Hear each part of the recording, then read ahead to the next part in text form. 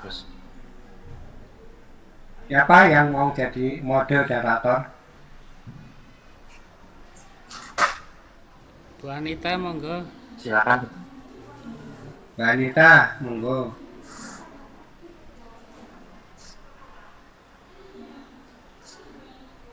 Yes. Baik, Assalamualaikum warahmatullahi wabarakatuh. Apakah suara saya terdengar, Bapak Ibu? Waalaikumsalam. Apakah suara saya terdengar? Terdengar, Bu. Oh, baik. Assalamualaikum warahmatullahi wabarakatuh. Selamat pagi teman-teman semuanya. Pada kesempatan pagi hari ini, tanggal 25 Oktober, kita akan melanjutkan kembali perkuliahan kita terkait dengan kajian penelitian UMKM yang akan dipresentasikan oleh Pak Adit yang pertama mungkin deh. Oke.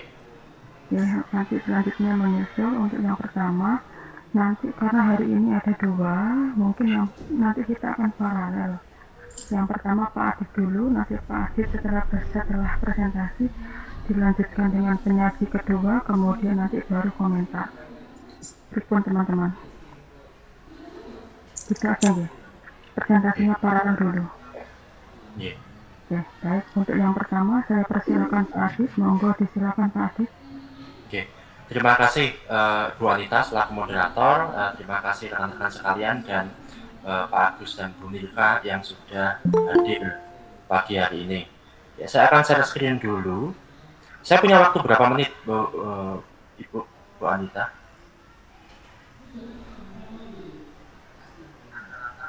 Maksimal 15 menit Pak Adit.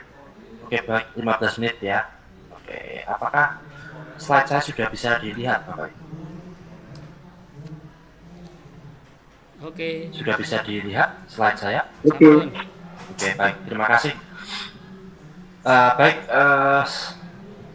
Selamat pagi rekan-rekan sekalian. Jadi hari ini saya ingin mempresentasikan ada dua artikel gitu ya, review saya dan kritik saya terhadap dua artikel ini. Yang pertama adalah artikel ilmiah ya di jurnal nasional, ini terindeks Sinta 3, ya, Sinta 3. Yang pertama, kemudian yang kedua ini terindeks Scopus ya, Q1 gitu. Jadi akan jaraknya cukup ini ya, tapi tidak apa-apa.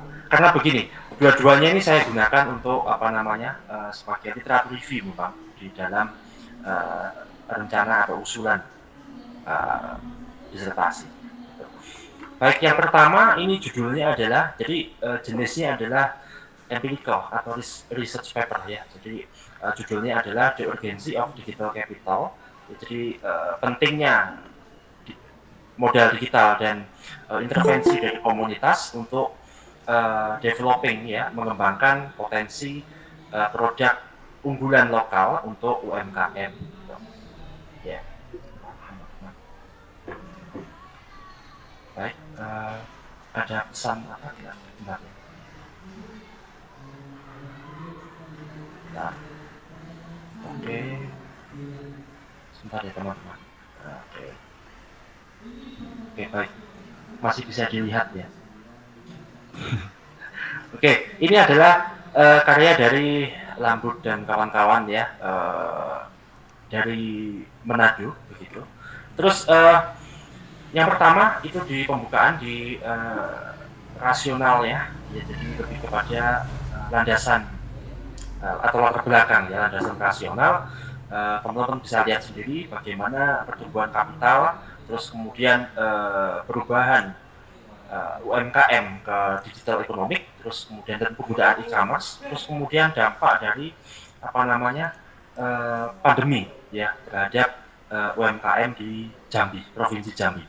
Terus kemudian ada gap kita bisa lihat, kita bisa ekstrak dari naskah tersebut bagaimana pentingnya ada faktor mengenai pentingnya intervensi komunitas ya untuk kemudian memperkuat produk lokal yang unggulan.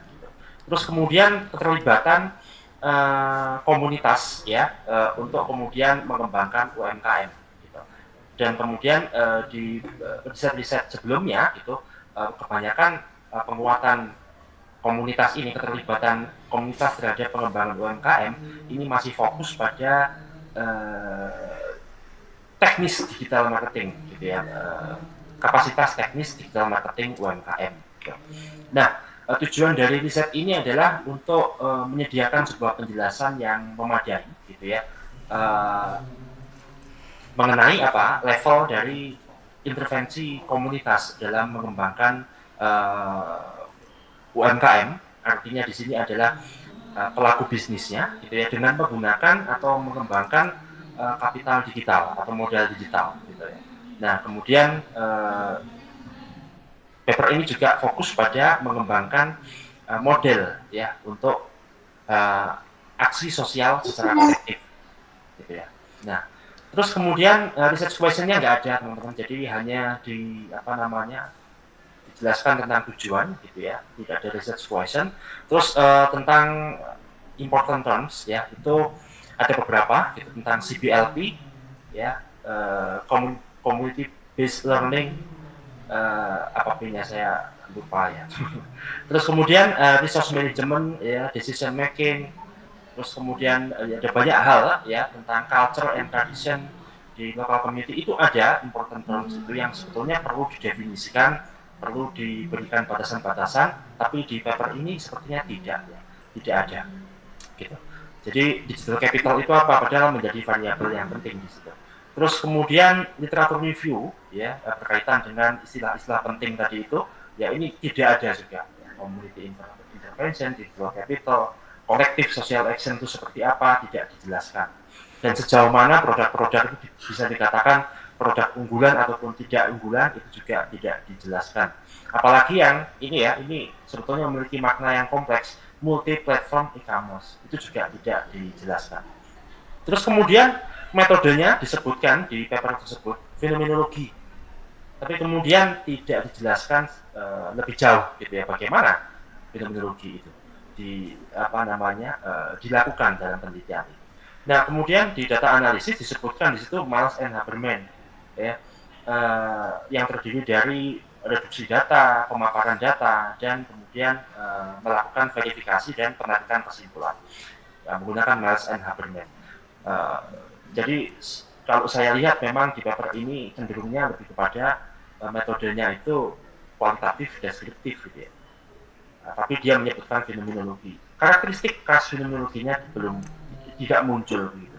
Apalagi di sini ada in-depth interview ya, observation ya, memang fenomenologi memang menggunakan itu, tapi di sini ada FGD rekan-rekannya. Nah, yang sebetulnya kurang menjadi karakteristik fenomenologi. Dan selebihnya dikerjakan dengan menggunakan literatur review. Ya. Kemudian kalau kita lihat di paper yang sudah saya bagikan itu, ya yang ini, itu wawancara kemudian atau yang kita sebut sebagai analisis data itu kurang tampak ya di sana ya. Data yang primer yang didapatkan dari in-depth interview dan observasi itu kurang tampak di paper tersebut, malah atau justru itu lebih menampakkan literatur review-nya ya. Nah itu. Terus informannya ya, ini adalah, nah ini ya, ini tidak menggunakan kriteria yang sebetulnya disusun, yang sebenarnya bisa disusun oleh peneliti sendiri, tapi menggunakan data dari otoritas pemerintah gitu ya, Bapeda Provinsi Jambi gitu ya. Mereka punya data tentang UMKM apa yang UMKM mana yang layak untuk kemudian dijadikan informan. Terus kemudian hasilnya ya, ini community based local project praktis mekanismenya seperti apa. Jadi si peneliti ini kemudian menyimpulkan ya dari analisis data itu ya, ada 3 hal di sini, purpose ya, tujuan, yakni bagaimana community development-nya ya, ini membuat komunitas ya yang kemudian bisa intervensi di proses bisnis UMKM dengan menaikkan pengetahuan mereka dan mendevelop digital knowledge ya, atau digital technology competencies ya, dan kemudian merubahnya menjadi digital capital gitu. Terus bagaimana? Jadi gampangannya itu adalah UMKM ini dikembangkan oleh komunitas juga, oleh komunitas yang sebetulnya juga anggota UMKM itu. Nah ini ya, Develop Community Based Association ini bisa menjadi asisten atau mendampingi ya grup-grup UMKM untuk kemudian mengembangkan keahlian mereka di bidang teknologi digital. Ini terus partisipannya siapa? Ya, partisipannya ada local communities, ya kan, atau pelaku UMKM lokal, gitu, yang memiliki yang memiliki produk unggulan. Ya. Kemudian dijelaskan juga metodenya. Nah, ini bisa kita pahami sebagai model yang kemudian diajukan atau berusaha untuk dipaparkan oleh paper ini ya teman-teman. Ya, berikut juga strategi pengembangannya begitu. Nah, kemudian hasil juga dipaparkan dengan jelas di sini, deskripsikan cukup jelas sebetulnya ya, teman-teman bisa lihat di ini karena waktunya sangat singkat ya 15 menit. Terus kemudian ada kelebihan dan kekurangan paper ini sebetulnya ya. Kekuatannya rasionalisasinya cukup jelas ya di bagian latar belakang ya. Terus kemudian sangat strategis juga dengan rencana strategis pemerintah untuk meningkatkan kapasitas digital UMKM. Terus kemudian hasil analisisnya model itu udah ready made ya, siap diimplementasikan dan sangat berguna sekali sebetulnya bagi pemerintah ya, untuk masukan untuk kebijakan pemerintah. Terus kemudian dari rasionalisasi kita bisa melihat ada critical aspect yang sebetulnya sudah berhasil menemukan ya ini para peneliti ini ya, berkaitan dengan ya program-program pemerintah untuk pengembangan UMKM biasanya bersifat hit and run ya, dan berorientasi pada budget. Ketika budgetnya habis ya udah nggak jalan. Tapi kelemahannya adalah riset gap-nya nggak terlalu terdevelop dengan baik ya. Nah, terus kemudian tidak ada problem statement tadi, terus kemudian tidak ada penjelasan, ya fenomenologinya juga tidak dieksplor dengan detail, sehingga kurang nampak gitu kalau ini memang merupakan penelitian fenomenologi gitu. Terus kemudian deskripsi datanya yang didapatkan dari metode Miles and Haberman tadi itu tidak tampak juga, malah yang kelihatan di literatur review ya. Terus kemudian kesimpulannya tidak langsung mengarah kepada tujuan ya, karena ya mau mengarah kepada problem statement gimana wong tidak ada gitu ya. Terus kemudian implikasinya juga tidak secara eksplisit deskripsikan ya, tidak dibicarakan secara eksplisit ya, karena memang tidak riset gap-nya tidak berdevelop dengan baik gitu ya. Oke, baik. Kemudian ini paper yang kedua ini juga mengacu pada paper yang pertama ya. Jadi paper yang pertama ini mengambil konsep digital capital, itu berasal dari sini ya, Ragneda 2018 ya, conceptualizing digital capital ya. Oke, nah ini jenisnya berbeda juga dengan yang pertama. Yang pertama tadi kan empirical paper, ini lebih ke conceptual paper. Jadi literatur review memang metodenya. Kita bisa menemukan di situ rasionalnya seperti apa ya, landasan penelitiannya, latar belakangnya ya, perkembangan new media, terus kemudian adanya digital divide ya teman-teman. Nah ini penting sebagai sebuah fenomena multidimensional yang cukup kompleks sebetulnya ya, tentang apa itu digital divide ya. Ini adalah social inequalities ya, ketidakseimbangan sosial gitu, atau ketimpangan digital ya. Terus kemudian research gap-nya juga kedevelop dengan baik ya. Jadi literatur review-nya ya, kita bisa lihat di sana dia juga memaparkan basis-basis penelitian terdahulu ya. Terus kemudian tujuannya ini akan menjelaskan bagaimana digital divide ini ya. Dari fenomena digital divide itu dia akan menjelaskan dan mendefinisikan apa sih sebetulnya yang disebut sebagai digital capital. Nah, jadi ada question-nya ya. Yang pertama adalah mendefine digital capital ya, atau mendefinisikan apa yang disebut digital capital itu sebagai sebuah bentuk kapital baru sebagai bentuk capital baru yang bisa digunakan sebagai alat teoritis, theoretical toolkit gitu ya. Nah, terus kemudian mengajukan definisi tentang digital capital dan bagaimana relasinya dengan 5C yang lain. Ya, 5C itu kapital-kapital yang lain, social capital, political capital, personal capital, dan juga capital yang lain. Itu.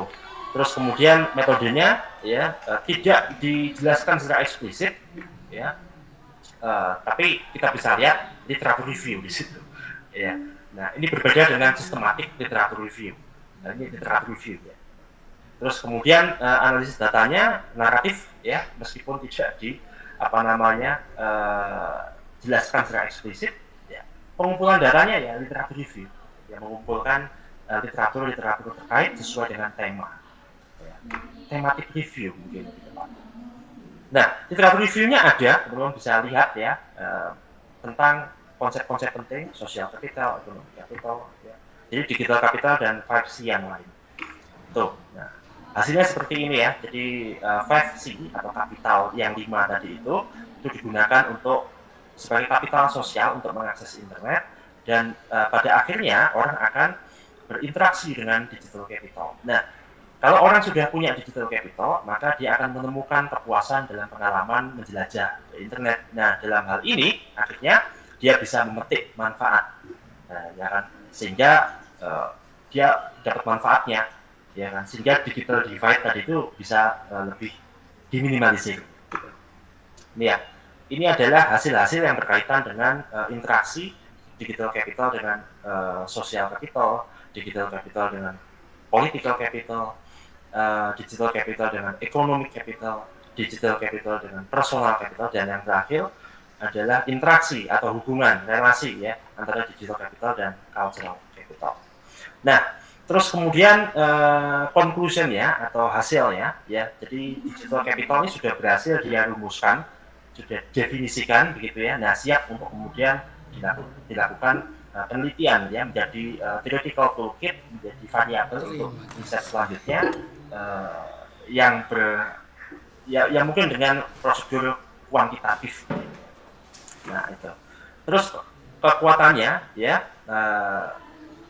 sangat terstruktur ya, sistematis sekali kekuatan dari paper ini. Terus kemudian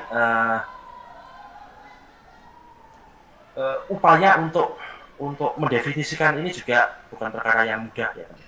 Terus kemudian ada significant theoretical implication, ada implikasi yang sangat signifikan di sini. Jadi sedangkan kelemahannya, saya jelaskan kelemahannya dulu ya. Paper ini tidak melacak secara mendasar begitu. Apa sih yang ketika dia merumuskan apa sih sebenarnya makna digital capital ini? Nah, dia tidak melacak sampai kepada pengertian yang paling mendasar. Apa sih yang disebut dengan digital itu? Apakah dia itu sebuah ruang gitu ya, konsep tentang space, atau digital ini sebuah kata benda begitu? Ya. Nah, di sini cenderungnya adalah dia menganggap digital ini sebagai kata benda. Padahal digital punya dimensi lain ya, dimensi space sebagai ruang digital. Itu yang nggak dipertimbangkan oleh peneliti. Gitu. Nah, di penelitian juga mengatakan bahwa in the Bourdieuian konteks gitu ya. Jadi dalam teori capitalnya Bourdieu begitu, itu digital capital ini dipahami sebagai a set of skill gitu ya, seperangkat pengetahuan dan keahlian ya. Nah, kalau hal itu yang dimaksud oleh penulis ya, oleh peneliti sebagai digital capital, maka sebenarnya masuk ke dalam cultural capital, sehingga kategorisasi digital capital ini ada kategori mistake ya, dia membuat kategori tapi hanya satu dan kemudian tidak membuat yang lain. Nah, ini menjadi sebuah sesat pikir istilahnya kalau di dalam filsafat ilmu, ada kesesatan berpikir karena kategorisasi itu tidak bisa satu. Kalau ada digital capital harusnya ada ya non digital, entah apa namanya, entah 2 atau 3 yang lain. Itu kelemahannya teman-teman. Nah, 2 paper ini saya gunakan untuk rancangan disertasi saya. Ya. Jadi itu kedua-duanya kualitatif ya, Bapak Ibu sekalian. Mungkin dari saya itu ya. Saya serahkan kembali ke Ibu moderator, silakan Ibu moderator. Baik, terima kasih Pak Adit untuk pemaparannya. Untuk selanjutnya yaitu dari Mbak Adel. Mbak Adel, apakah sudah hadir di forum Mbak Adel? Mas bagus. Maaf, jadinya Mas Bagus, Bu. Mas bagus. Oh, Mas Bagus. Oh, Mas Bagus. Oke, baik, Mas Bagus. Sudah ada atau belum ini ya? Oh, namanya beda, makanya kok saya nggak ketemu. Oke, Mas Bagus, silahkan dipresentasikan terkait dengan artikel dan evaluasinya. Mas Bagus, silahkan.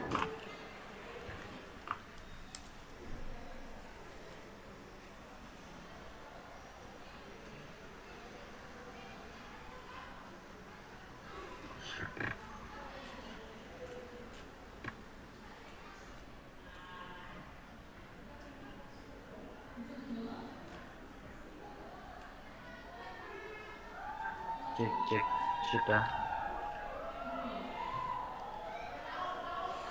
Halo.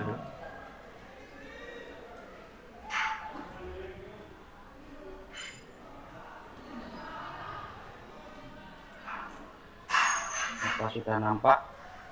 Tampak. Ya, assalamualaikum warahmatullahi wabarakatuh. Selamat pagi Pak Agus dan juga Bu Nurika. Pada kesempatan kali ini saya akan mengkaji hasil penelitian UMKM. Yang pertama, review jurnal Scopus Q2. Yang jurnal berikutnya Sinta 2. Oke. Yang pertama ada Successful SME Web Design Stroke Consumer Focus Group, yaitu di Q2 ini sudah saya cantumkan doi-nya dan juga jurnalnya, International Journal of Quality and Reliability Management. Di sini volume 28. Oke. Saya lanjutkan. Di slideshow Mas Bagus nggak kelihatan. Oh, nggak kelihatan. Kelihatan Pak Judin? Iya. Kecil. Ampun. Sampai Kecil. slideshow. Sudah Ya, selesai. kecil. Nah, ini udah besar. Ya. Yang pertama tujuannya mengidentifikasi variabel desain utama untuk membangun situs web UKM atau usaha kecil menengah transaksional yang sukses. Yang kedua adalah relevansi transaksional dari setiap variabel desain utama diuji untuk menetapkan prioritas. Desainnya yaitu di sini ada sampel 7 kelompok fokus konsumen, kelompok meliputi dosen pemasaran di Fakultas Ekonomi serta penggunaan dan pembelian produk online. Yang berikutnya pendekatannya ringkasan etnografis dari masing-masing kelompok fokus, pendekatan kualitatif dan prosedur pengkodaan sistematis, pendekatan kuantitatif. Nah, di sebelah kanan kita bisa melihat kerangka teoritisnya, yaitu Successful Webpack Factory yang nanti arahnya ke quality usability, yaitu di situ ada confidence, loyalty, emotion, satisfaction, attitude yang nantinya menimbulkan online purchase intention. Seperti itu di kerangka teoritisnya. Berikutnya hasil penelitian. Yang pertama hasil dari pendekatan etnografis, analisis kualitatif tekstual. Yang pertama variabel mengenai pengoperasian sistem situs web yang dapat dinavigasi, pengunduhan cepat, kemungkinan berinteraksi dengan perusahaan jauh lebih kecil signifikan dalam hal merangsang penjualan online. Berikutnya yang kedua, hasil dari pendekatan pengkodean sistem, keamanan, gambar di situs web, dan keunggulan harga merupakan variabel desain yang jauh lebih penting dibandingkan variabel lainnya. Sebaliknya, profesionalisme, ketenaran, dan komentar komunitas rata-rata kurang signifikan dibandingkan faktor desain lainnya yang disebutkan dalam kelompok fokus. Situs transaksional harus memiliki 3 keunggulan utama, harus aman, informasi harga harus disediakan, dan berbagai macam gambar harus ditampilkan.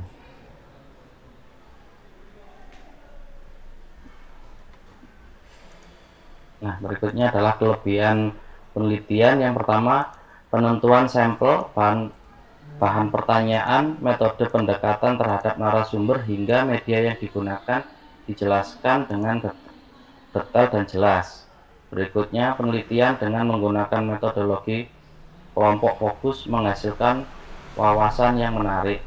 Berikutnya, yang ketiga, metodologi kelompok fokus sangat berguna dalam memberikan pemahaman yang lebih baik tentang desain situs web yang sukses.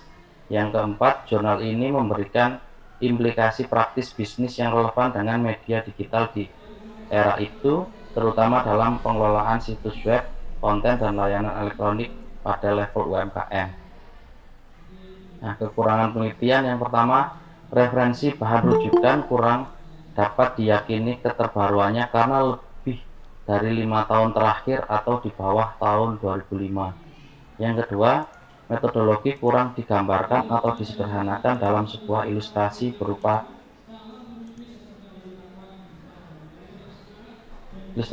tabel atau grafik dengan tujuan mudah dipahami. Berikutnya yang ketiga, perbandingan antara elemen desain yang berbeda masih kurang, terutama dari perspektif penelitian kualitatif. Berikutnya yang keempat, meskipun perolehan data dari 44 peserta dibanding lebih dari cukup oleh literatur kelompok fokus, namun melakukan lebih banyak kelompok fokus atau survei besar dapat memberikan hasil yang lebih dapat digeneralisasikan. Jadi ketika semakin banyak mungkin bisa akan menjadi suatu teori-teori yang bisa diambil juga seperti itu. Berikutnya ini jurnal ASEAN Marketing Journal terindeks cita 2 dengan judul The Role of Customer Networking, Capability, Effectiveness in Enhancing the Sales Force Performance in Small and Medium Enterprise. Yang pertama, fokus penelitian. Penelitian ini mengkaji kesenjangan penelitian antara penjualan adaptif dan kinerja tenaga penjualan terhadap inkonsistensi hasil penelitian di kalangan peneliti pemasaran. Studi ini memperluas literatur pemasaran sebelumnya ke pemasaran berbasis jaringan pelanggan. Penelitian ini menggambarkan teori jaringan dan mencoba berkontribusi pada literatur yang berfungsi sebagai langkah menuju perluasan konsep jaringan pelanggan. Desain atau metodologi atau pendekatan. Sampel yang digunakan di sini ada 300 tenaga penjualan di bidang usaha kecil dan menengah, analisis atau data, model persamaan struktural, dan uji software. Nah, hasil penelitian. Temuan penelitian menunjukkan bahwa efektivitas kapabilitas jaringan pelanggan berfungsi sebagai intervensi antar penjual adaptif dan kinerja tenaga penjualan adaptif, kualitas interaksi, dan keterampilan interpersonal yang dirasakan mempunyai pengaruh positif yang signifikan terhadap efektivitas kapabilitas jaringan pelanggan dan kinerja tenaga penjualan. Nah, di sini saya juga screenshotkan tabel hipotesisnya. Seperti itu bisa dilihat. Berikutnya perilaku penjualan adaptif, kualitatif, interaksi, dan perspeksi keterampilan interpersonal berpengaruh positif signifikan terhadap kapabilitas jaringan komunikasi. Perusahaan harus berusaha meningkatkan kualitas interaksi dan keterampilan interpersonal untuk meningkatkan kinerja tenaga penjualan. Pengaruh kebahagiaan subjektif terhadap keterampilan mental interpersonal yang pada akhirnya menyeimbangkan jaringan komunikasi dan kinerja penjualan. Kualitas interaksi, kemampuan jaringan komunikasi, dan persepsi keterampilan internasional mempunyai dampak positif yang signifikan terhadap kinerja tenaga penjualan. Overview, penelitian ini mengembangkan teori jaringan dan mencoba berkontribusi pada literatur yang berbagai langkah menuju perluasan konsep jaringan pelanggan.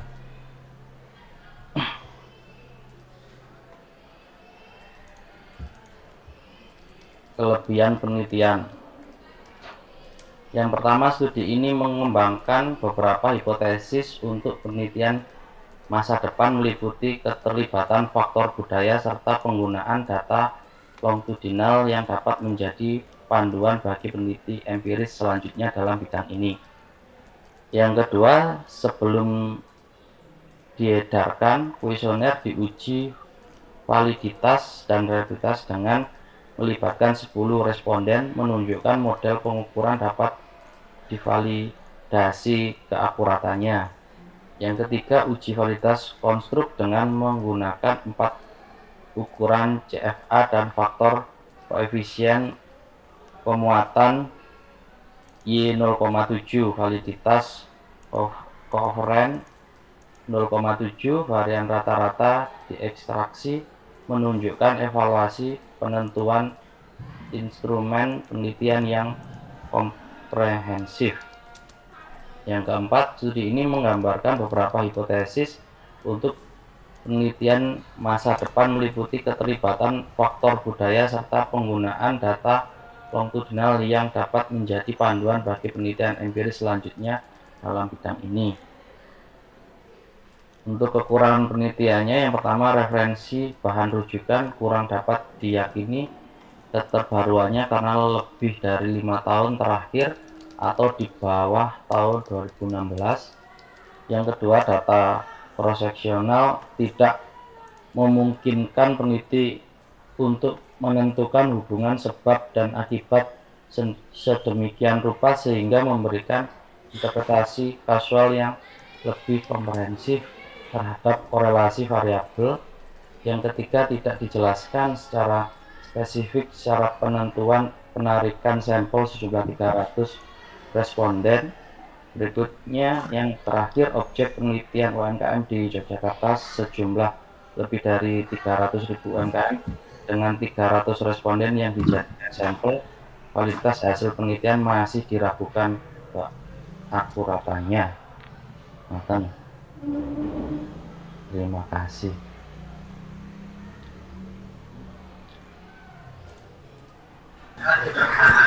Baik, terima kasih Pak Aditya dan Mas Bagus terkait dengan pemaparan terkait dengan artikel-artikel yang sudah dipilih yang diajukan dalam penelitian ini.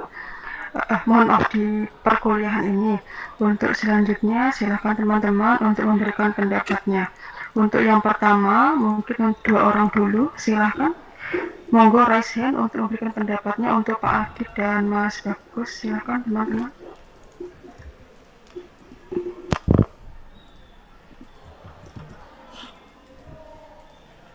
Biasanya yang awal ini Pak Anam. Ini mana Pak Anam? Biasanya Pak Anam.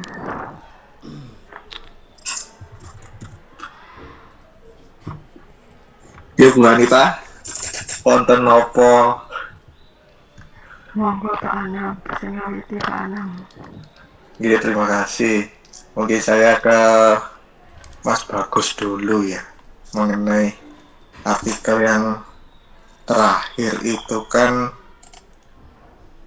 di mana ini? Cinta 2. Cinta 2 ya Mas Bagus ya?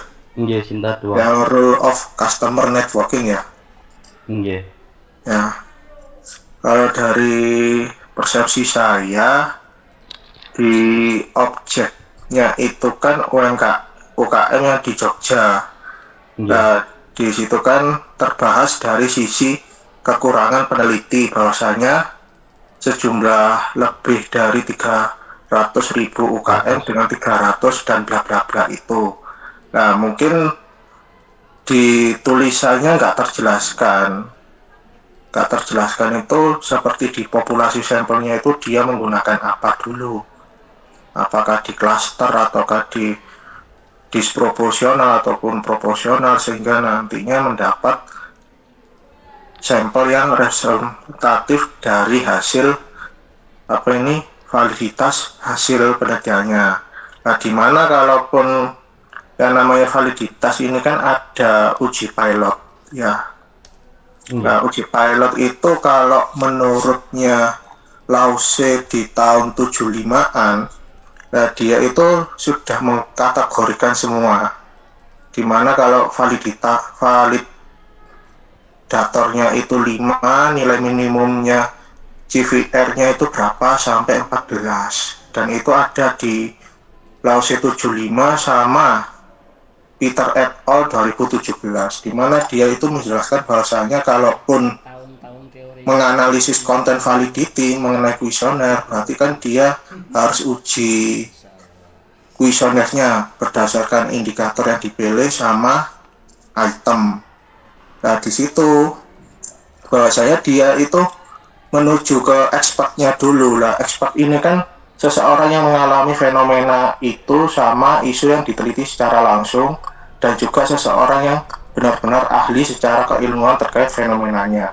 Jadi si penulis ini pun tidak menjelaskan sedetail mungkin bagaimana dia uji pilot test sampai ketemu sampel yang sebenarnya. Mungkin dari perspektif saya seperti itu, Mas Bagus, untuk tanggapan saya dari artikelnya yang kedua ini. Nah, untuk berikutnya dari Pak Adit, itu rata-rata ini menarik sekali. Keduanya itu basisnya basis fenomenologi. Akan tetapi kalau saya lihat itu masih di kombinasi-kombinasi. Seperti yang pertama itu dia lebih condong ke fenomenologi dengan analisisnya Miles lah, di mana Miles Haberman ini lebih kepada ke arah konten.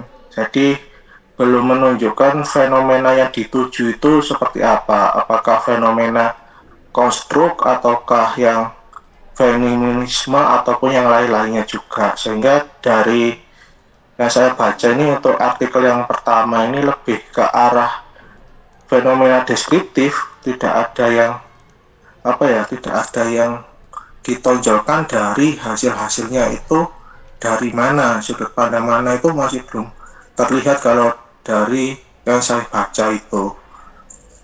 Nah, kemudian yang kedua ini juga sama fenomena juga, akan tetapi dikombinasikan dengan literatur, di mana dia tidak hanya literatur saja. Ini kalau saya lihat itu lebih ke arahnya itu dia fenomenologi, terus paradigmanya itu pakai interpretatif sama kritis. Jadi di situ akhirnya menemu perbedaan antara negatif sama positifnya jika menggunakan second digital device sama yang ketiga itu. Sehingga pada saat dimunculkan di paper, dia tidak mengilustrasikan langkah-langkahnya, sehingga pada saat dimunculkan itu hanya sekedar tampilan yang jadi saja. Misalkan tabel berapa ini? Tabel mulai dari tabel 1 sampai 5 itu hanya ilustrasi dari hasil temuannya saja, tidak mengarah ke proses. Jikalau itu konseptual, manakala harus ada step by stepnya, asal usulnya dari mana sehingga dia menciptakan sebuah bagannya di figur 1. Nah, itu seperti apa, itu belum terlihat secara rinci kalau saya. Nah, mungkin itu untuk grand teorinya pun dia sudah ada kalau di grand teorinya, dan kebanyakan ini lebih ke grand teori sama middle teori. Kalau yang applied sedikit kalau saya baca dari artikel yang kedua itu. Mungkin itu saja tanggapan dari saya. Terima kasih. Baik, terima kasih Pak Anam untuk pendapatnya. Mungkin teman-teman yang lain untuk memberikan tanggapannya untuk Mas Adit dan Pak Adit dan Mas Bagus. Yang lain monggo silakan. Mungkin di sini ada Bu Desi, Pak Sueb, Pak Dayat, Pak Judin, Bu Mel, Mbak Adit, silakan.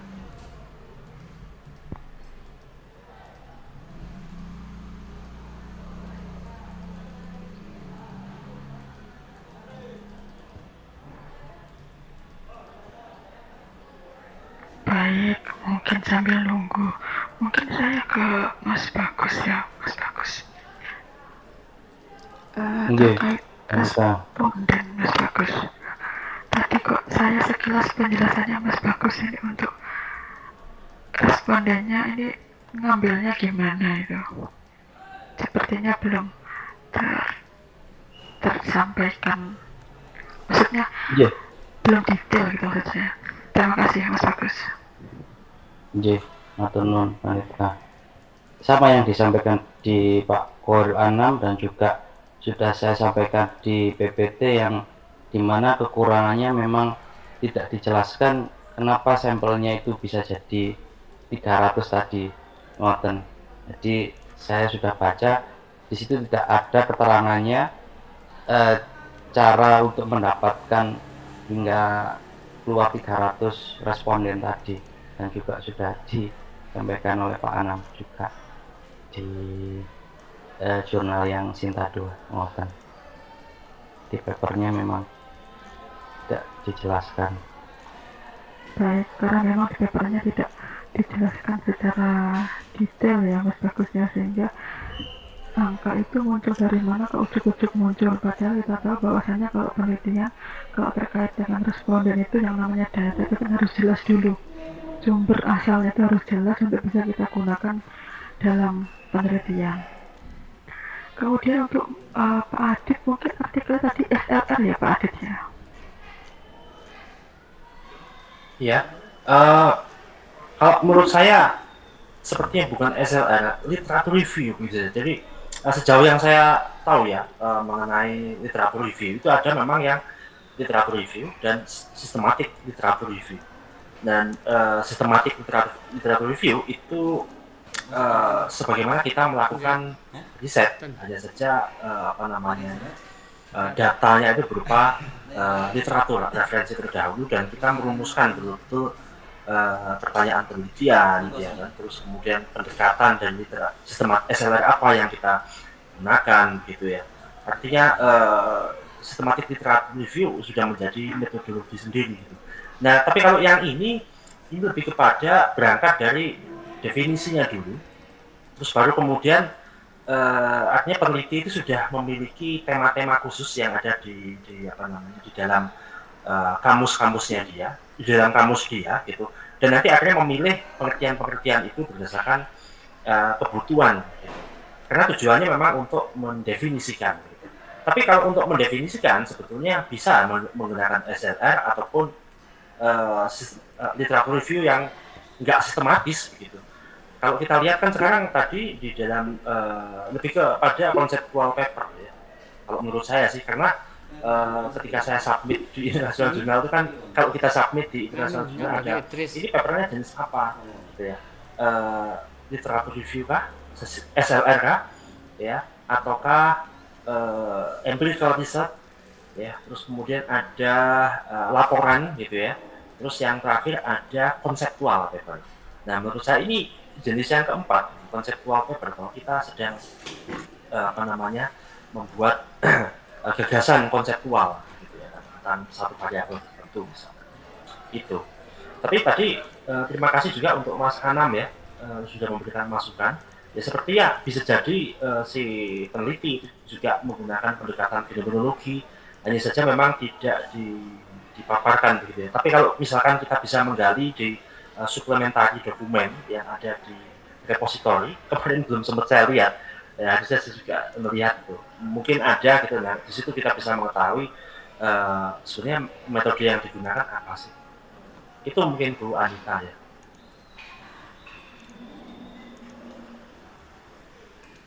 Halo? Iya.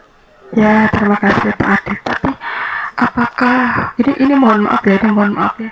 Ini dari sudut pandang saya pribadi ya. Cuman apakah penelitian seperti itu sangat subjektivitas ya Pak Adit ya?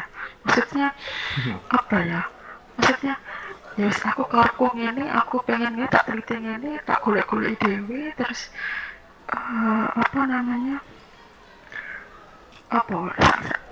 enak-enak gitu ke saya. Misalnya, nah, maksud saya mohon maaf, tapi ini dari sudut pandang saya pribadi. Karena kan subjektivitasnya kan sangat tinggi untuk yang konseptual paper ini gitu. Mungkin itu saya sih, yang mungkin bukan kualitatif gitu ya. Berarti nggak tahu mungkin teman-teman yang lain pendapatnya bagaimana. Iya. Ya kalau konseptual paper ya dia kan mengandalkan kalau subjektif itu masih bisa dipahami. Tapi kalau subjektif itu sama dengan sakarepe dhewe. Nah, itu yang mungkin perlu kita ya bukan diluruskan ya. Siapa saya juga untuk meluruskan. Perlu kita cermati lagi, perlu kita tinjau kembali gitu ya. Jadi seperti paper yang kedua gitu ya. Oh, mungkin itu subjektif. Tapi kalau kita lihat ya sebetulnya dia merujuk pada hasil-hasil riset yang terdahulu ya. Di paper yang kedua itu bisa kita lihat dia mengandalkan konsep-konsep penelitian terdahulu yang dihasilkan oleh riset terdahulu, teori-teori, ada grand teorinya, ada middle teorinya, dan setiap variabel ya seperti 5C tadi juga didefinisikan berdasarkan teori-teori yang terdahulu gitu. Ya. Perkara itu subjektif atau tidak yang disebut maka kita perlu mendefinisikan ini dulu sih, apa sih subjektif, apa yang disebut sebagai objektif, kan begitu ya. Kalau subjektif itu bisa jadi artinya begini, kebenaran subjektif itu ada gitu ya, dan itu juga bisa menjadi sesuatu yang objektif karena kita memang ingin mengetahui suatu kebenaran berdasarkan sudut pandang subjek tertentu. Maka yang disebut sebagai subjektif itu yaitu objektifnya begitu, sesuai dengan objeknya gitu. Karena memang objeknya subjektivitas seperti yang sedang berupaya kita cari melalui metode fenomenologi misalkan gitu. Dan itu memiliki metode yang cukup baku ya. Jadi step-step tahapan-tahapan riset itu juga didefinisikan dengan rigid, dengan rigor gitu. Jadi hal semacam itu juga ya bisa jadi subjektif atau bias ya. Bias itu pasti ada ya. Tapi kalau bias subjektivitas itu kemudian dimaknai sebagai sebuah tindakan sakarepe dhewe. Nah, itu ya tidak demikian ya. Karena memang untuk melakukan riset fenomenologi itu ada prosedurnya, gitu. Ada prosedur yang harus dilakukan. Itu sih menurut saya ingin menjelaskan lebih jauh, tapi mungkin nanti akhirnya menjadi di luar pembahasan paper kita, gitu. Review kan sekarang. Gitu. Terima kasih Bu Anita untuk pertanyaannya. Apakah? Terima kasih Pak Adit untuk ini sedikit ini ya yang dalam pikiran saya terkait dengan yang konseptual review tadi. Monggo yang lain pendapatnya teman-teman. Ini ayo semangat teman-teman ya, atau sedang pusing disertasi semuanya ini? Iya. Iya. Mas Anam lagi, silakan Mas Anam. Oke.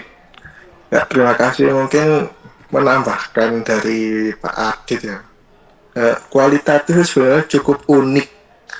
Mengingat apa ya, kalau dimanapun itu buku itu menyebutkan subjective mining. Padahal kan sebagai seorang peneliti kualitatif itu kadang-kala harus mengetahui dulu subjektifnya itu. Kalau pure dari peneliti sendiri itu pasti sangat subjektif, tapi bagaimana untuk dapat memberikan gambaran seobjektif mungkin, paling nggak kan kita harus mencari informan-informan yang sesuai dengan kebutuhan.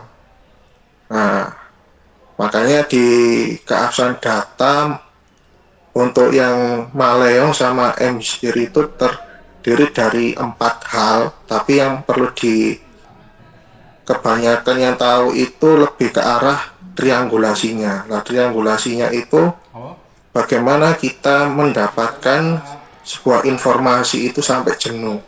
Berarti kayak informasi 1, informan 2, informan 3, lah itu ditandingkan dulu.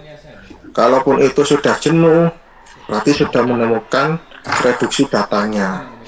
Nah, setelah reduksi datanya itu telah terpaparkan dengan metrik, nah secara nggak langsung nanti kita tandingkan dulu dengan teori maupun konsep.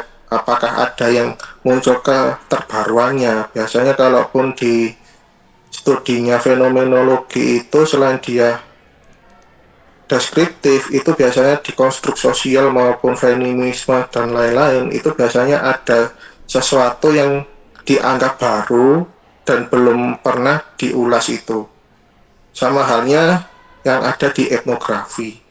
Etnografi itu menonjolkan dari sisi kearifan lokalnya, manakala kalau ditandingkan dengan teori barat ataupun timur, nah dia itu lebih ke condong culture yang ada di tempat tersebut. Nah, misalkan saya pernah diskusi dengan orang Kalimantan itu perihal Tatu Haluang, di mana itu membandingkan dengan teori servant leadership atau prospect leadership itu, sehingga di situ secara teori itu untuk servant, kalau nggak salah ya servant leadership itu dia ada 10 poin, tapi ternyata di kepemimpinan Tatu Haluang muncul 12 poin. Nah, di situ akhirnya disebutkan bahwasanya kepemimpinan Tatu Haluang itu merupakan kepemimpinan kearifan lokal yang ada di suku Kalimantan Selatan, seperti itu, Bu. Jadi harus ditandingkan dulu dengan dengan teori maupun referensi, sehingga itu ada tingkat keobjektifannya itu lebih diterima. Nah, tekniknya itu biasanya itu grounded, akhirnya lebih ke arah ke grounded. Seperti itu, Bu Anita. Kalau dari sudut pandang saya untuk menambahkan dari Pak Adit. Baik, terima kasih Pak Anam untuk tambahannya terkait dengan pemikiran saya tadi yang sedikit subjektif tadi.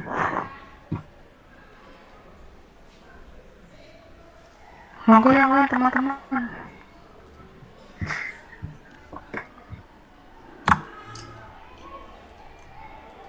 Ayo semangat yang mana nih, meskipun pusing disertasi, ayo tetap semangat, ayo. Pak Judin, ayo Pak Judin. Ayo. Sebenarnya mau tanya banyak tapi bingung mau tanya apa. Kemarin saya sudah cari-cari jurnal, cuman kalau mau critical review itu kan harus tahu dulu metode ini teorinya begini, seharusnya begini. Nah, itu saya kadang masih kesulitan untuk melakukan critical review. Jadi masih perlu baca-baca lagi.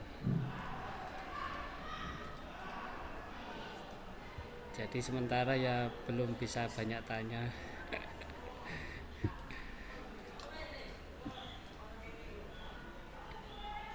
Pak Lutfi, Mbak Adel.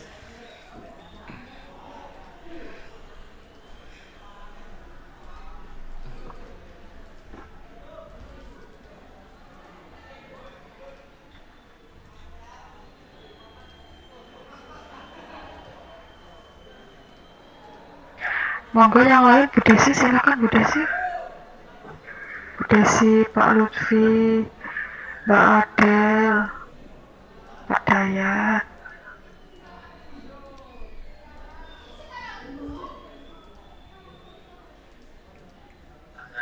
Bu Hanif.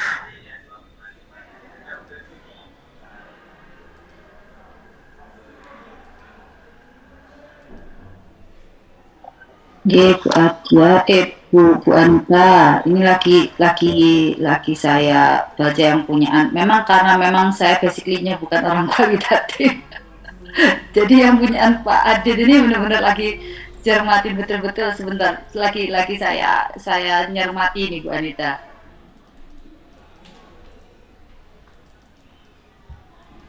Sepertinya Pak Agus keluar ya ini ya dari forum ya. Pak Agus dan Bu Nurika kayaknya keluar ini. Ayo. Iya, nggak ada Mbak Anita. Ini Pak Agus join lagi. Pak Agus join lagi. Terlempar ini lagi. Saya tadi minta ngomong. Aduh, moderator, maaf terlemparin lagi. Oh, Pak Agus, ini tadi ketika Pak Agus sedang keluar, ini Bu Hanif sedang proses untuk menyampaikan pendapatnya Pak Agus. Silakan Bu Hanif. Iya, Pak Agus mohon maaf ini karena memang saya bukan orang kualitatif ya Pak Agus. Jadi double effort untuk mengerti papernya yang dikirim sama Mas Aditya, Pak Aditya. Ini memang saya mungkin tanya dulu yang punyaan Pak Mas Bagus mungkin ya. Ya Mas Bagus ya. Oke, sebentar.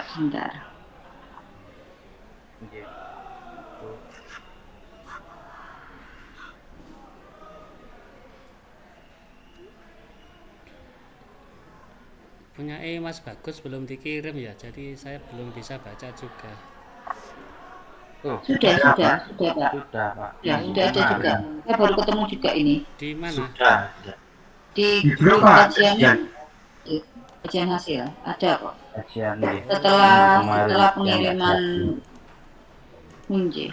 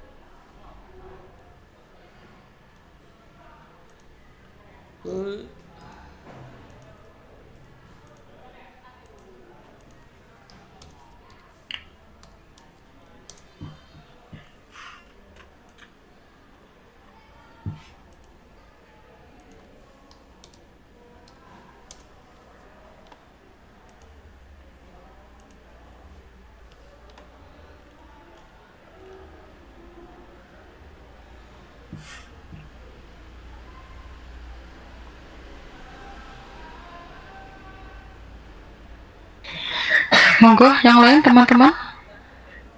Ayo semangat.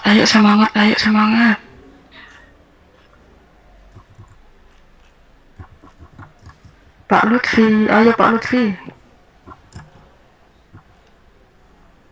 Pak Dayat, Pak Sueb. Kangen loh suaranya Pak Lutfi, Pak Dayat, Pak Sueb. Ayo pendapatnya.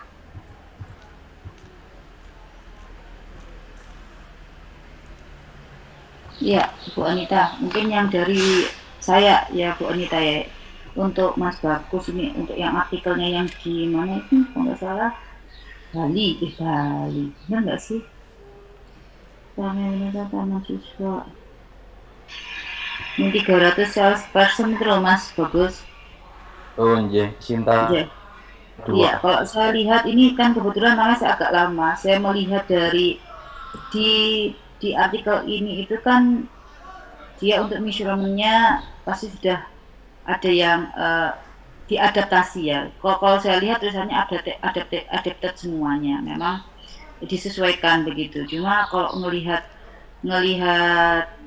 yang diadaptasi kok kalau saya melihat adaptive selling itu isinya 1 2 3 4, padahal di Wang et al 2016 itu ada ini berapa?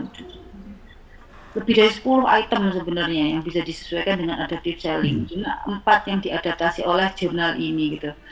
Nah, dari 4 itu kan sebenarnya kalau misalkan dilihat, saya jujur agak sedikit amazing untuk hasil statistikanya, karena tidak ada item yang dikeluarkan, semuanya itu CFA-nya terbaca semua. Amazing sekali, jarang sebenarnya kalau amazing gitu. Saya juga nggak tahu kok bisa ya gitu ya, kok bisa ya. Tapi kalau misalkan memang kalau saya biasanya mengadaptasi, misalkan dari Wang et al ini ada 12 item begitu ya.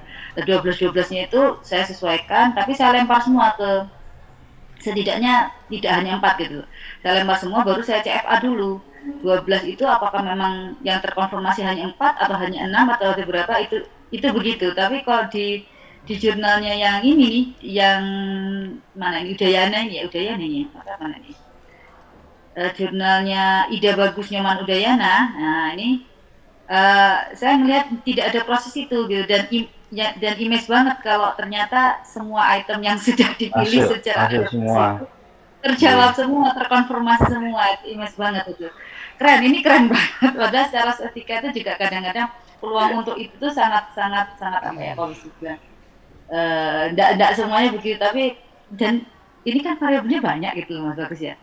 Dari sekian variabel itu kan kemungkinan yang terkonfirmasi mungkin ada yang tidak terkonfirmasi, akhirnya tereliminasi atau apa dan sebagainya begitu. Kalau saya baca itu tidak ada cerita itu gitu, tidak ada cerita bahwa ini terkonfirmasi, apakah ada yang tereliminasi atau bagaimana gitu. Itu sih kalau menurut saya untuk yang jurnalnya Mas Bagus. Jadi ini imaging aja sih kalau menurut saya, tapi mungkin peluangnya memang ada gitu, cuma imaging aja gitu. Karena ini posisinya 300 salesperson ini kan otomatis harus terkonfirmasi semua item-itemnya kan gitu loh. Begitu.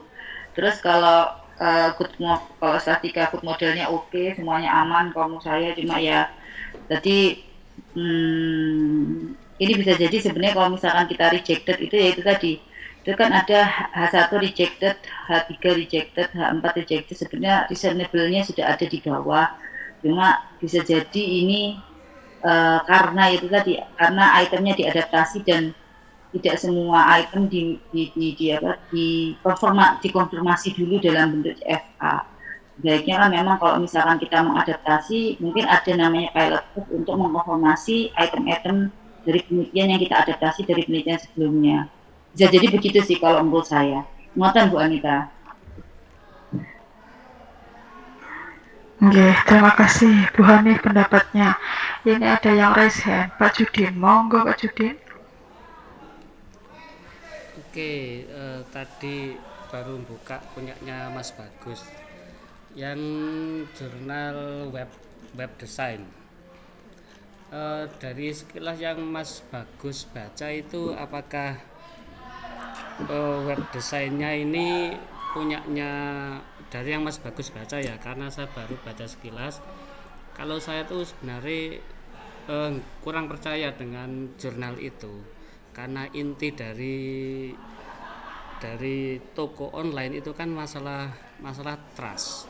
Kalau semisal UMKM itu punya web sendiri untuk jualan, itu saya merasa itu kurang dapat trust dari konsumen.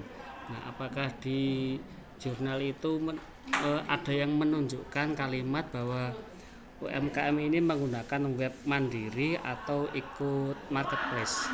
Terima kasih.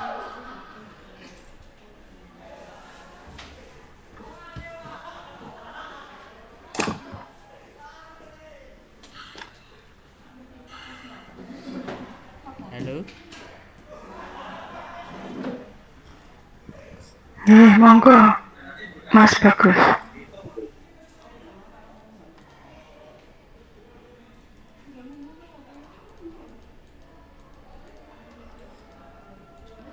Karena kebetulan emang fokusnya kan di desain, cuman kalau dalam realnya sebenarnya faktor utamanya harusnya trust. Cuman di sini tuh sekilas nggak disebutkan itu, hanya fokus ke desain saja. Gitu.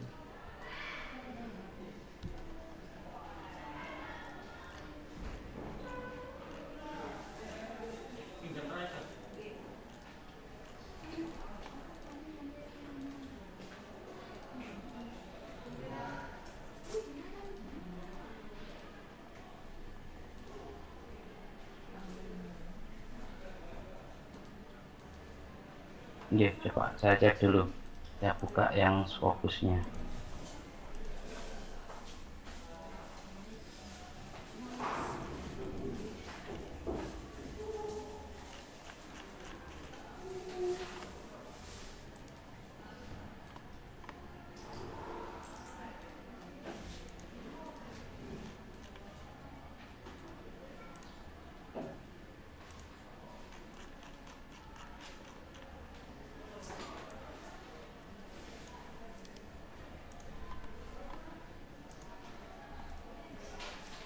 Karena juga di sini tidak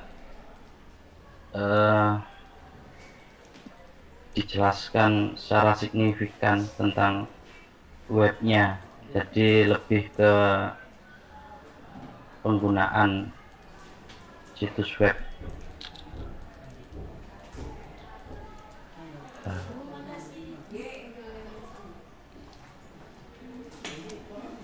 Oke, jadi emang nggak ada Mas Bagus ya. Oke, jadi kalau saya baca ya tidak saya cantumkan juga di PPT juga terkait kejelasannya itu.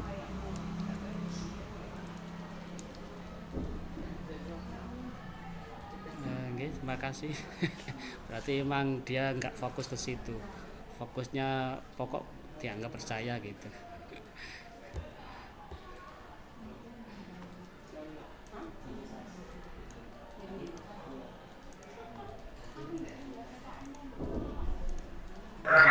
Baik, terima kasih Pak Judin untuk pertanyaannya dan Mas Bagus untuk tanggapannya. Mungkin jika tidak ada pendapat lagi dari teman-teman, mungkin akan saya langsung serahkan ke Pak Agus. Monggo Pak Agus. Iya, terima kasih Bu Anita Handayani. Bapak dan Ibu sekalian,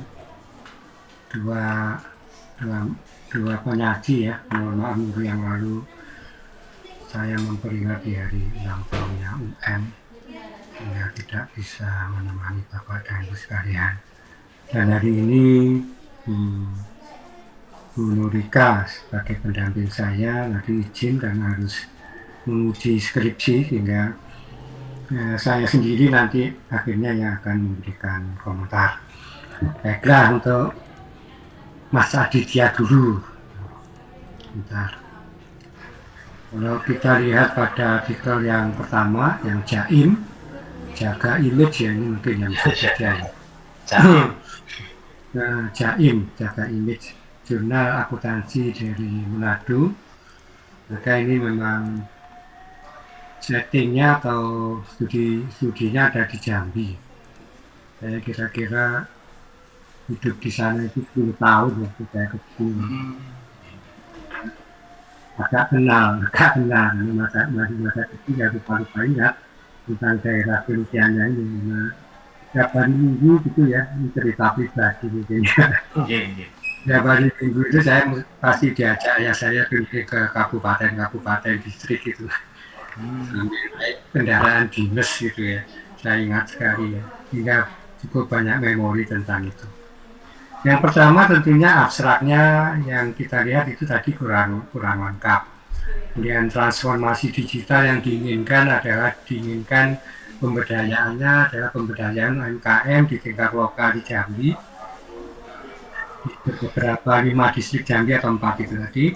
Kemudian melibatkan komunitas lokal. Tapi nampaknya kekurangan utama kalau kita lihat itu adalah teori tentang community based local produknya yang diangkat dari masyarakat lokalnya. Nah, tentunya masyarakat lokalnya ini adalah UMKM yang berkelompok.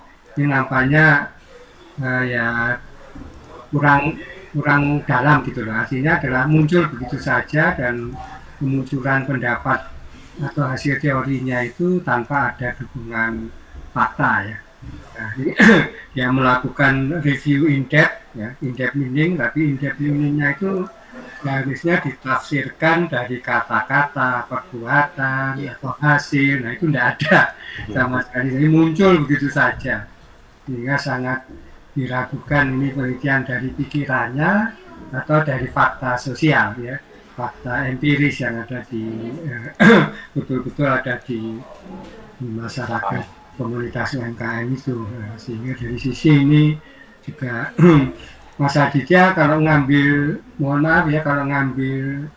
ini karena kita meragukan tingkat kepercayaannya, ini kalau dijadikan sebagai rujukan disertasi pun harus hati-hati.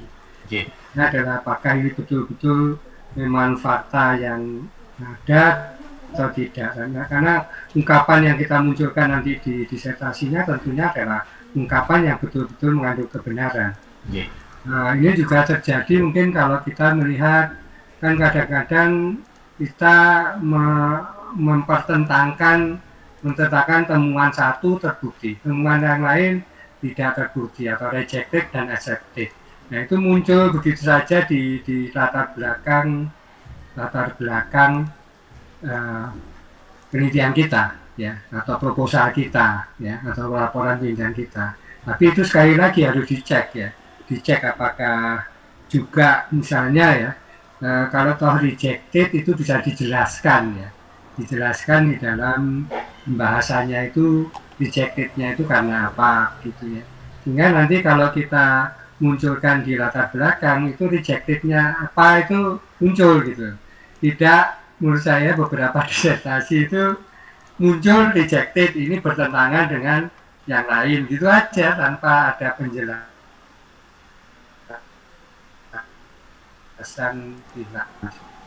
yang mana itu akan menimbulkan tingkat kepercayaan sebagai ilmuwan atau peneliti ya. Itu yang pertama yang itu ya, mix itu ya.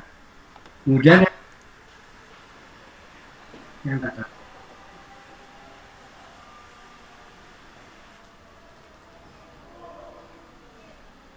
dua itu tadi. Nah, kedua ya, itu punya apa? Bagus. Nah, ini yang mengejutkan saya ketika baca ini, loh kok tidak ada abstraknya gitu loh. Ya, kalau tidak ada abstraknya, ternyata dia tidak membuat abstrak gitu ya. Dan ini tidak dijelaskan oleh Mas Aditya. Tapi membuat si penerbitnya ini membuat rangkuman ternyata. Rangkumannya ada di atas. Nah, di atas itu ada tulisan kalau Bapak dan Ibu sekalian buka artikelnya telematik and informatik. Nah, itu nya itu ketika dibuka ya isinya memang inti daripada itu ya, jurnalnya. Nah, intinya itu apa ya. Misalnya yang pertama dia ini kalau kita buka misalnya dia menekankan pada pada bahwa artikel ini adalah lebih kepada kontribusi teoritik. Nah, kontribusi teoritik ya berarti dia mengumpulkan dengan entah itu manual, tidak dengan cara-cara seperti LSR yang biasanya, tapi dia mengumpulkan begitu saja, kemudian menginterpretasikan dari beberapa hal yang menyangkut kaitan dengan digital capital dengan 5 CS yang lain, itu aja sebenarnya. Itu yang penting adalah ini adalah konseptual digital capital yang dibahas adalah mengkaitkan itu, sehingga kalau ini dilihat dari kontennya sebenarnya bisa dipercaya. Artinya adalah kalau saya lihat di sini dia betul-betul berupaya untuk mengkaitkan itu dengan 5 digital yang lain, dan ada upaya untuk menyimpulkan apa sih sebenarnya yang dimaksud dengan digital capital itu. Nah, tentunya ini adalah sesuatu yang berharga bagi mereka yang mau meneliti tentang digital capital. Nah, ini bisa dijadikan sebagai landasan utama juga menurut saya ya. Cuma yang pertama tadi aja yang saya agak mengerti. Nah, tentunya nanti kalau seorang peneliti yang melakukan penelitian ini untuk disertasi juga harus hati-hati, karena di sini yang dibicarakan kan digitalnya itu terkait dengan politik, terkait dengan budaya, ekonomi dan sebagainya. Ini harus dikorelasikan dengan apa yang kita jadikan fokus atau apa yang kita jadikan variabel di dalam penelitian disertasi kita, terutama kalau kita meneliti tentang individu, tentunya adalah ini lebih kepada personal digital yang bisa juga mempengaruhi perilaku digital yang lain, terutama terkait dengan digital capital. Kalau penelitian tentang etnografi ya cultural digital ya, mungkin seperti itu. Kalau kita mau mengembangkan digital di bidang kemasyarakatan atau budaya dalam satu komunitas tertentu, nah itu, sehingga harusnya seperti itu. Yang itu tanggapan saya untuk Mas Adit. Kemudian untuk yang Mas Bagus, bentar, ini ASEAN, nah, bentar. Yang pertama tadi ada ASEAN Marketing Journal, tadi sudah dibicarakan, dan memang di sini banyak sekali kelemahan. Tadi ada rejectednya yang tidak begitu dijelaskan. Saya melihat di sini nampaknya juga kemungkinan penulisnya ini, meskipun dia sudah menghubungkan begitu banyak hipotesis ya, sampai berapa hipotesis ini, sampai berapa, 7 ya? 7 ya? 7 hipotesis, dan 4 dari 3 itu ternyata ditolak. Saya khawatir ini tidak diberi ruang khusus gitu ya, tidak diberi ruang khusus untuk discussion ya. Nah, discussionnya ini sangat pendek sekali ya, bahkan mungkin hanya 1 paragraf, dan itu pun ternyata tidak diterangkan atau dijelaskan setiap hubungan variabel atau setiap hipotesis itu seharusnya diterangkan atau didiskusikan ya, apa sebabnya rejected, kemungkinannya dikontrakan dengan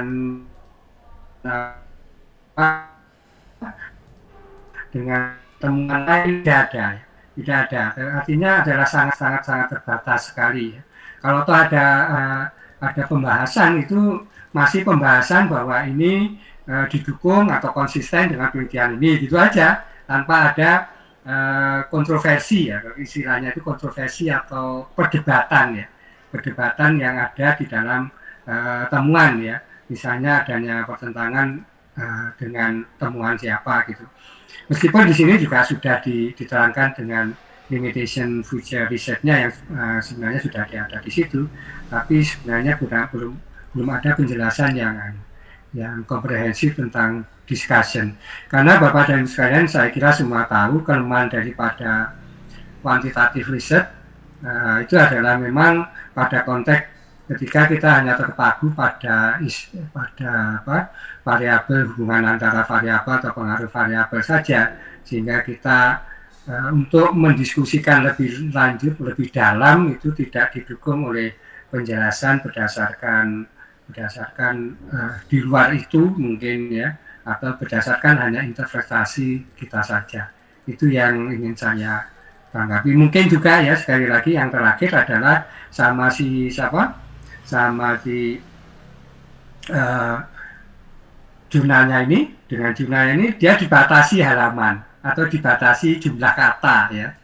Jumlah kata di dalam tulisan itu dibatasi, sehingga kita ketika mengelaborasikan, ingin menjelaskan gitu, orang yang sedang menjelaskan tentunya ya, itu tidak punya ruang untuk itu ya, tidak punya ruang untuk menjelaskannya lebih lanjut atau mendiskusikan lebih lanjut. Itu sering saya alami. Saya menulis terlalu banyak, ternyata ada jumlah batasan ya, batasan halaman. Sementara untuk adatkannya dalam bahasa Inggris katakanlah atau bahasa Indonesia itu perlu kelihaian sendiri ya, kelihaian sendiri untuk menyusun kata-kata atau kalimat yang padat berisi. Gitu. Saya terus terang jujur aja masih belajar untuk itu. Interpretasi saya kuantitatif ya, pakai SEM dan sebagainya. Nah itu pakai SEM ya. Nah kemudian yang successful SME website design ini saya lihat Emerald ini ya, modelnya Emerald ini memang ingin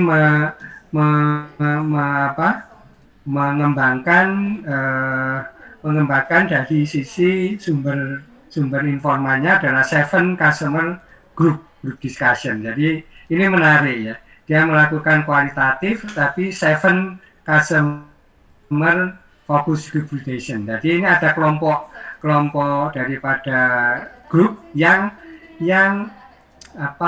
katakanlah ada beberapa anggotanya dan diajak masing-masing untuk melakukan group discussion. Nah ini juga ternyata atau interpretasi katakanlah, interpretasi yang muncul itu adalah interpretasi yang langsung dikeluarkan apa kesimpulannya, katakanlah seperti itu. Saya lihat itu seperti itu ya, dari tujuh sumber itu ya, 7 event fokusnya, ini ada N1 sampai N7 itu tiba-tiba juga muncul ya, meskipun juga kita lihat bahwa dia ada upaya untuk melakukan sisi kuantitatifnya. Nah, sisi kuantitatifnya terlihat. Kalau saya menerangkan di sini mungkin Bapak dan Ibu sekalian sambil melihat tanunya. Ini melihat jurnalnya ya. Dan itu hanya berdasarkan pada konteks kuantitatifnya, pada hitungan-hitungan yang sifatnya itu persentase, kemudian dilihat average-nya, rata-rata dan seterusnya ya, dan diinterpretasikan. Nah, saya belum pernah menemukan jujur aja upaya untuk meneliti yang sampai begitu banyak fokus group discussion ya. Yang banyak saya temukan adalah kalau fokus discussion itu hanya beberapa kelompok aja, dan kelompoknya itu biasanya saya undang ketua kelompoknya aja. Nah ini yang diajak ngomong ya, kalau Bapak dan Ibu sekalian kualitatif ya, ini adalah semua yang ada di grup itu. Nah ini menarik ya. Nah biasanya saya hanya mengundang ketua kelompoknya aja atau yang mewakili, yang dipercaya, kemudian kita ajak bicara, dan itu pun kita lakukan sebelum dan setelah menjelang laporan penelitian kita buat laporan gitu ya, untuk melakukan semacam konfirmasi terhadap hasil penelitian kita. Menurut mereka bagaimana? Nah, itu biasanya seperti itu. Kalau wawancara, biasanya saya juga melakukan wawancara observasi terhadap kelompok yang di mana di situ sampai karyawannya, ya karyawannya, lingkungan kerjanya, saya baca, saya interpretasikan ya. Nah itu sampai kemudian pada waktu pengumpulan data awal, baru kemudian saya buat laporannya, dan laporan itu diikuti dengan fokus group discussion, tapi hanya ketuanya aja. Nah itu mungkin kelemahan. Kalau kita didanai dengan cukup dana ya, saya kira setiap kelompok yang banyak mungkin ya, kelompoknya itu ya kita undang sama anggotanya. Jadi semakin banyak pemikiran orang akan semakin baik. Nah itu tentang tentang kajian kita kali ini. Dan kemudian yang kedua, ini saya mencatat kata-kata ya, kata-kata yang muncul dari Bapak dan Ibu sekalian. Mungkin saya terbiasa kualitatif ya. Kata-katanya Pak Sirajudin, mohon maaf Pak. Ya, kata-katanya Pak Sirajudin ini tadi ngomong ini, saya itu sering berangkat dari bingung ya. Dari bingung sehingga harus baca banyak. Seharusnya memang seperti itu Pak. Peneliti itu harus berangkat dari bingung. Nah, itu tapi juga harus baca yang banyak. Betul, itu sudah apa yang Bapak lakukan itu betul. Jadi Bapak harus bingung dulu ya. Kalau tidak bingung itu bukan peneliti ya. Nah, itu saya menghimbau itu Pak ya. Sehingga nanti Bapak akan timbul dari kebingungan itu membaca yang banyak. Tentunya karena Bapak sudah S1 dan S2 sudah dijalani, saya kira akan muncul nanti critical thinking-nya. Jadi kita semakin kritis ketika kita membaca. Tapi tentunya yang penting adalah Bapak mempelajari tentang teori dasarnya, ya, tentang teori dasarnya atau informasi dasarnya dulu, baru kita kemudian membaca banyak hal, ya. Nah itu memang semakin banyak hal yang kita dapatkan akan menghasilkan semakin banyak kebingungan mungkin ya. Tapi kebingungan itu seharusnya kan nanti akhirnya akan difokuskan pada fokus yang mana dari penelitian kita, itu yang saya Kemudian yang terakhir Bapak dan Ibu sekalian, tadi Pak Anam ya, Pak Anam. Saya tertarik untuk ini Bapak dan Ibu sekalian tentunya boleh setuju atau tidak setuju dengan pendapat saya ya, tentunya ya. Pak Anam tadi berangkat dari kata subjective meaning, kata kuncinya ya, subjective meaning. Jadi memang Bapak dan Ibu sekalian, kita sebagai peneliti itu menurut saya memang tidak terlepas dari itu. Akhirnya tidak terlepas ya. Tapi subjective meaning itu harus diminimalkan. Minimalkannya itu kan kita harus bicara dan berpihak pada kondisi realitas temuan hasil penelitian kita. Itu yang harus dipegang. Jangan subjektif meaningnya kita pegang terus sampai terakhir. Nanti interpretasinya akan salah, ya akan salah. Bapak dan Ibu sekalian yang sering diceritakan tentang Obaorok, mungkin pernah dengar ya. Saya kira Pak Anam tahu Obaorok itu siapa. Jadi peneliti sosiologi dari Amerika, saya lupa namanya, perempuan itu kan sampai dia menikah ya. Menikah dengan salah seorang raja di Papua hanya untuk menemukan ada apa sih budaya yang ada di balik perilaku budaya yang ada di balik seorang raja yang ada di Papua ya. Saya lupa ya sudah lama sekali, tapi di dalam kaitan dengan sosiologi itu biasanya senantiasa diceritakan bagaimana seorang peneliti kualitatif sampai menikah ya. Akhirnya cerai ya. Memang akhirnya cerai. Tapi begitu penelitian itu selesai, dia cerai akhirnya. Orang Amerika asli ya, perempuan tentunya ya. Menikah dengan orang sana sampai ya tentunya menjadi suami istri ya seperti itu, akhirnya terungkap semua cerita. Itu ekstrim ya, sangat ekstrim sekali. Sehingga penelitian kualitatif itu ya memang seharusnya dilakukan berulang kali sampai tadi ada istilah Pak Anam kan jenuh ya. Ya memang seperti itu, ya sampai jenuh. Tapi jenuhnya itu kadang-kadang kan kita dibatasi oleh waktu, apalagi Bapak dan Ibu sekalian sudah memiliki prinsip 2,5 tahun selesai. Nah itu repot jadinya kalau penelitiannya kualitatif ya. Nah, sehingga di situ memang subjective meaning itu sangat hal yang memang harusnya tetap ada dalam peneliti ya, itu untuk menghindari tentunya bagaimana bias itu terjadi ya. Bias itu tentunya terkait dengan perspektif kita ya, terkait dengan value yang mungkin dimiliki oleh kita ya. Kita kan sudah punya value sendiri tentang satu kebenaran ya mungkin ya. Ya itu jangan sampai kita lepas dari itu. Jadi kita harus bisa melepaskan diri dari kacamata luar ya. Nah, kalau penelitian kuantitatif mungkin tidak begitu subjektif meaning karena di situ sudah ada fakta, sudah ada data, itu sudah bisa terbaca demikian jelas ya tinggal kita mencarinya bagaimana gitu aja. Ya, karena bagaimanapun juga biasnya akan mempengaruhi atau dipengaruhi oleh juga tentunya ketika kita mengejar dengan pengumpulan data collection, metodenya, kan metode di kualitatif itu banyak sekali juga ya. Ada fenologi, studi kasus, etnografi, tadi grounded research dan sebagainya ya. Mungkin juga interpretasi data ini akan menjadi, memang faktanya menjadi pembacaan satu data yang sama kalau dalam penelitian kualitatif itu akan diinterpretasikan berbeda oleh orang yang berbeda karena kita punya subjektivitas tadi. Nah, kemudian kita tetap harus mengajar validitas dan reliabilitas data. Saya sudah kemukakan tadi, yaitu dalam kualitatif riset meskipun subjektivitas muncul, itu harusnya adalah reliabilitasnya harus muncul juga ya. Nah, seperti itu. Dan kadang-kadang juga kita terpengaruh oleh masalah etika ya. Karena efeknya nanti adalah kalau kita membuat laporan ya bertahan ya, tapi meskipun itu tidak sampai, mudah-mudahan tidak sampai ke pengadilan ya, karena interpretasinya seperti itu. Sehingga peneliti itu biasanya kalau kualitatif itu dia harus concern dengan masalah etika. Ini kira-kira benar ya. Nah, sehingga kalau mau memulai laporan ya, kalau orang Islam itu dibismillahi sih, kalau saya salah ya saya mohon maaf, kalau saya benar ya mudah-mudahan ini satu kebenaran ya. Nah, jadi intinya adalah seperti yang saya kemukakan tadi, meskipun Bu Hanif ya tidak tertarik ke kualitatif, tidak apa-apa Bu, silakan ya.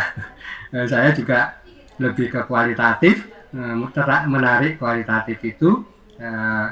Yang paling utama adalah bagaimana partisipasi kita dengan seorang periset dengan yang partisipan atau informannya, itu yang pentingnya. Sehingga faktor subjektivitas itu memang harus kita tingkatkan sedemikian rupa sehingga harus kita bukan tingkatkan, malah kita minimalisir untuk melakukan satu trust, karena bagaimanapun laporan penelitian itu adalah trust ya. Jadi sekali lagi trust. Jadi tergantung kita semua.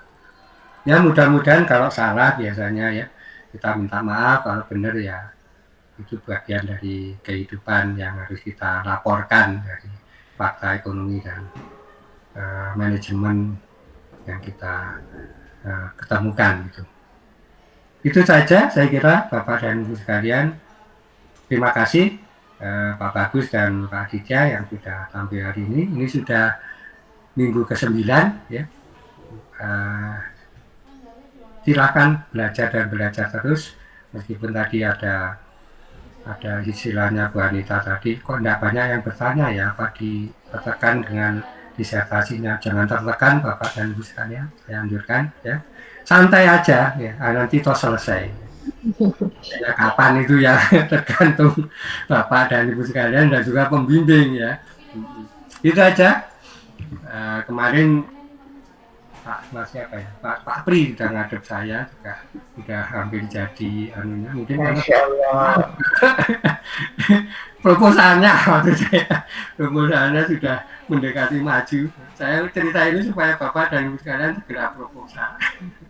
Ya, Pak Pri tahu ya, Pak Sudianto dari UBI. Nggih Pak, tahu. Kami sama-sama pemasaran soalnya.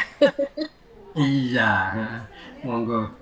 Ya silakan Bapak dan Ibu sekalian sambil mengusahakan skopusnya. Saya juga mengusahakan skopus saya ini. Belum masuk. Mungkin saya pintar ngomong dong, belum bisa memenuhi seleranya si pembuat penerbit jurnal. Ya, gitu aja. Bapak dan Ibu sekalian, selamat belajar. Sampai jumpa minggu depan. Selamat siang ini. Oke, selamat siang. Matur nuwun Pak Irman, Bagus. Terima kasih Pak Bagus. Sama-sama. Terima kasih Pak Bagus.